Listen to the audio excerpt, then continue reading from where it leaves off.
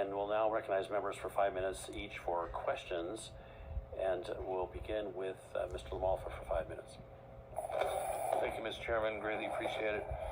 I want to go for Mr. Fraser on Fish and Wildlife Service.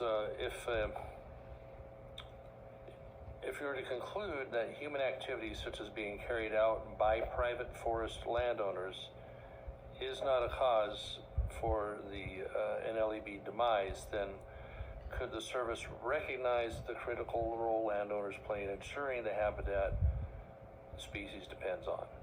Could we recognize that what the landowners do is a positive in an overall habitat situation?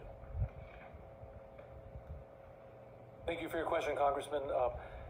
So we work very closely with landowners and encourage them to put in place management practices that will benefit all of these species. And so with a long-eared bat, the vision here is to put in place a lot of proactive conservation opportunities to allow people to go out making their living on their land and adjoining federal land, state land, and elsewhere.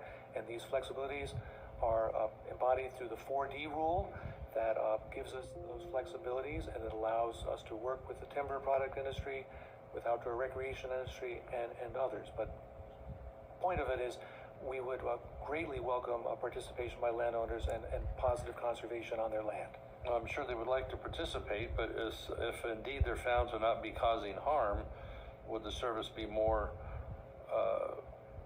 recognize more that they do play a great role in habitat in general, such as the work they do to ensure fire safety? Yes, sir. We believe private landowners play an enormous role in species conservation across the U.S. And in particular, and we're dealing with species like the long-eared bat. We want to offer a lot of incentives, positive conservation, conservation without conflict, and tools to promote just that type of collaboration. Okay, because I think it needs to be recognized that it really isn't forest management being carried out on private lands that is the stressor for the bat in concern here. Mr. Horton, I appreciate your testimony as well.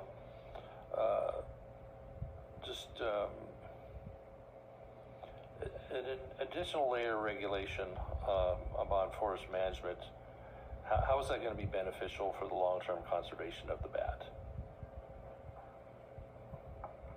Thank you for the question. Frankly, I don't believe it will. Habitat is not lacking. In fact, it's increasing. We have protections in place. The issue is white nose syndrome, pure and simple.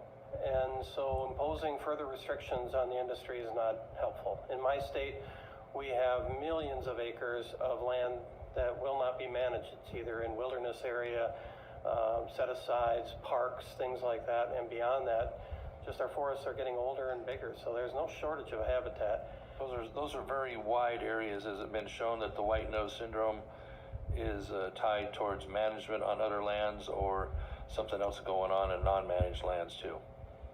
Has nothing to do with management of the forest. Sorry, can't hear you. I'm sorry. It really, frankly, has nothing to do with management of the forest. It really is about white nose syndrome in the roosting areas in the caves.